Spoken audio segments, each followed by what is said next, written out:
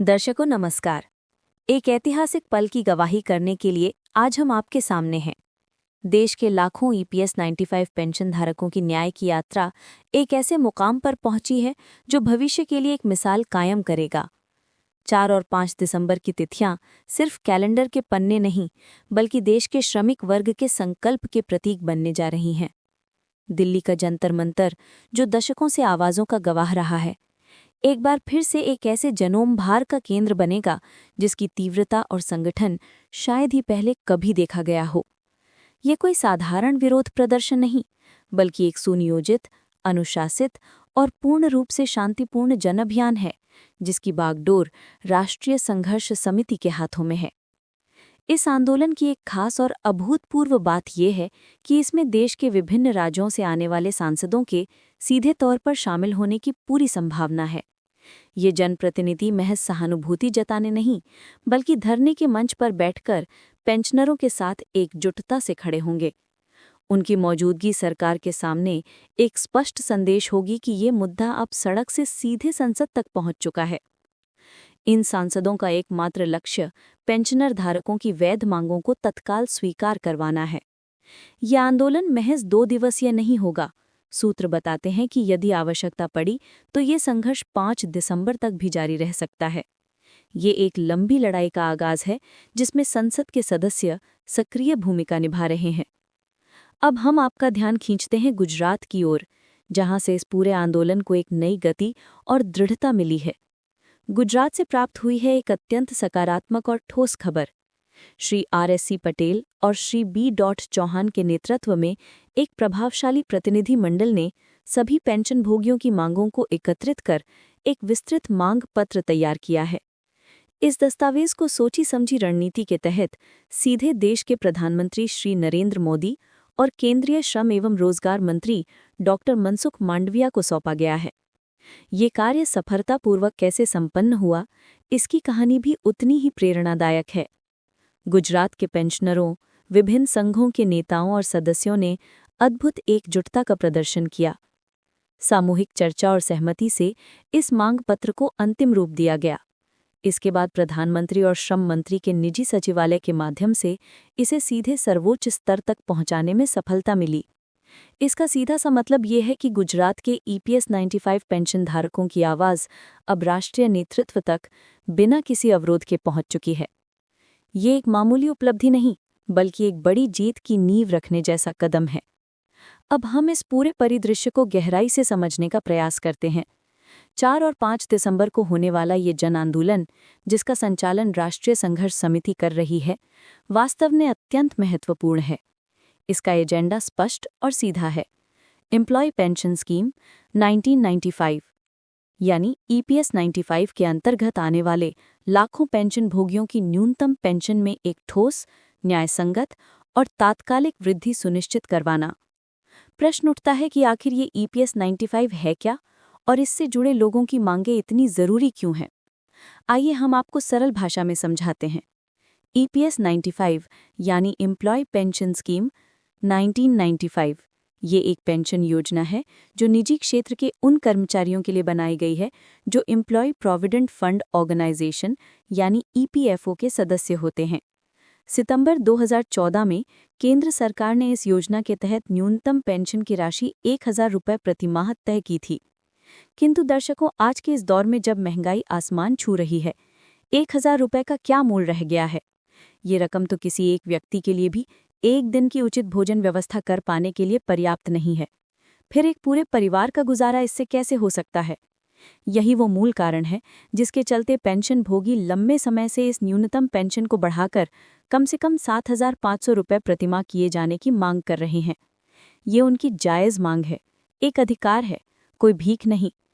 अब इसके तकनीकी पहलू को भी समझ लेते हैं ताकि पूरी तस्वीर स्पष्ट हो जाए। जब कोई कर्मचारी ईपीएफओ का सदस्य बनता है तो उसके मूल वेतन का 12% हिस्सा प्रोविडेंट फंड में जमा होता है। इसी के साथ उसके नियोक्ता यानी एम्प्लॉयर का भी 12% योगदान उसके फंड में जाता है। लेकिन यहाँ एक महत्वपूर्ण बात यह है कि नियोक्ता के योगदान के 12% में से 8.33% हिस्सा सीधे ईपीएस यानी एम्प्लॉय पेंशन स्कीम में चला जाता है, जबकि शेष 3.67% हिस्सा कर्मचारी के ईपीएफ खाते में जमा होता है।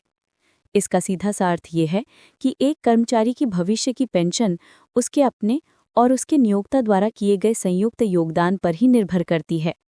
ऐसे में जब पेंशन की राशि मात्र 1,000 रुपये है तो ये पेंशन भोगियों के साथ एक स्पष्ट और खुला अन्याय है।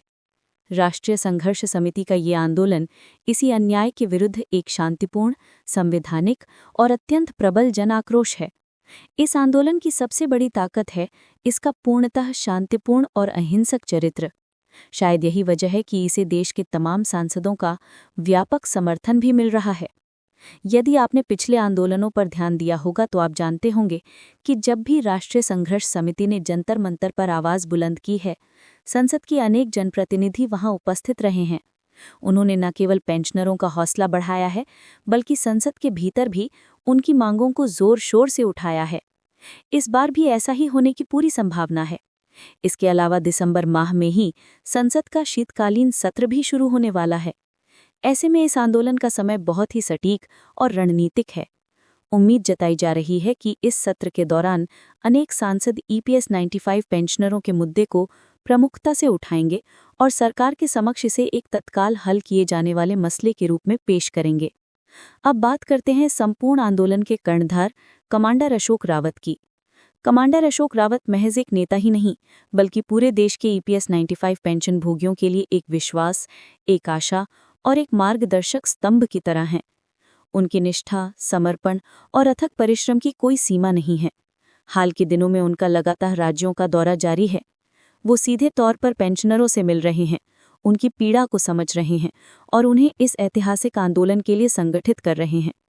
कुछ समय पहले ही वो महाराष्ट्र के दौरे पर थे। महाराष्ट्र के पभाजी नगर में उन्होंने पेंशनरों की एक विशाल सभा को संबोधित किया और आने वाले संघर्ष के लिए उनमें नई ऊर्जा का संचार किया। उनके इस प्रयास का सीधा परिणाम ये रहा कि महाराष्ट्र से बड़ी संख्या में पेंशनर इस आंदोलन से जुड़ने के लिए प्रेरित हुए हैं।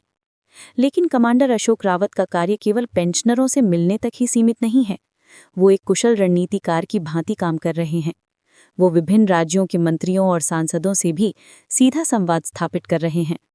उन्हें इस मुद्दे की गंभीरता और पेंशनरों की वेदना से अवगत करा रहे हैं और आंदोलन में उनके पूर्ण समर्थन की अपील कर रहे हैं। उनका ये प्रयास है कि सरकार पर एक ऐसा दबाव बने जिसे नज़रअंदाज कर पाना असंभव हो जाए और सरकार जल्द से जल्द ईपीएस 95 पेंशन में वृद्धि को स्वीकृति दे दे। एक बहुत ही महत्वपूर्ण सवाल जो हर पेंशन भोगी के मन में है, वो ये है कि क्या ईपीएफओ के तहत जल्द ही 7,500 रुपये की न्यूनतम पेंशन की गारंटी मिल पाएगी? इस सवाल का जवाब अभी तक स्पष्ट रूप से नहीं मिल पाया है। लेकिन हाल के कुछ घटनाक्रमों ने पेंशन भोगियों के मन में उम्मीद की एक नई किरण जरूर जगाई है। केंद्रीय श्रम मंत्री डॉक्टर मनसुख मांडविया ने हाल ही में राष्ट्रीय संघर्ष समिति के एक प्रतिनिधि मंडल से वार्ता की थी। इस बातचीत के दौरान उन्होंने ईपीएस 95 के तहत न्यूनतम पेंशन सहित सभी मांगों पर समय रहते उचित कार्रवाई का आश्वासन दिया था। ये आश्वासन पेंशन भोगियों के लिए एक बहुत बड़ी राहत की बात थी, परंतु एक मुख्य समस्या ये है कि ये आश्वासन लिखित रूप में नहीं दिया गया था। पेंशन भोगी एक लिखित आश्वासन चाहते हैं जिसमें स्पष्ट रूप से ये उल्लेख हो कि पेंशन कब बढ़ेगी और कितनी बढ़ेगी। अभी तक ये स्पष्टता प्राप्त नहीं हुई है। एक और महत्वपूर्ण तथ्य ये है कि इस मुद्दे पर गठित एक उच्च स्तरीय समिति ने भी अपनी सिफारिशें सरकार को सौंपी थी। इस समिति ने पेंशन में बढ़ोतरी की स्पष्ट सिफारिश की थी, लेकिन दुर्भाग्य से इन सिफारिशों को अभी तक लागू नहीं किया गया है। यही वजह है कि इन पेंशन भोगियों का आक्रोश दिन प्रतिदिन बढ़ता जा रहा है। उन्हें लगता है कि सरकार की ओर से उन्हें लगातार टाला जा रहा है। ऐसे में यह आंदोलन उनकी इसी निराशा और बढ़ते आक्रोश का स्वाभाविक परिणाम है। कमांडर अशोक रावत का लगातार राज्यों का दौरा, चाहे वो पश्चिम बंगाल हो, उड़ीसा हो या महाराष्ट्र, इस बात का स्पष्ट संकेत है कि अब पेंशनरों की ये लड़ाई अपने अंतिम और निर्णायक दौर में पहुंच चुकी है। वो हर उस व्यक्ति तक पहुंच रहे हैं जो इस आंदोलन को मजबूती दे सकता है, और उन्हें हर जगह जबरदस्त संख्या में लोगों का समर्थन मिल रहा है। ये समर्थन इस बात का जीवंत प्रमाण है कि ये मुद्दा सिर्फ कुछ लोगों का नहीं, बल्कि देश के लाखों परिवारों से जुड़ा हुआ है। अब सवाल ये उठता है कि आखिर इस बार के आंदोलन का परिणाम क्या होगा?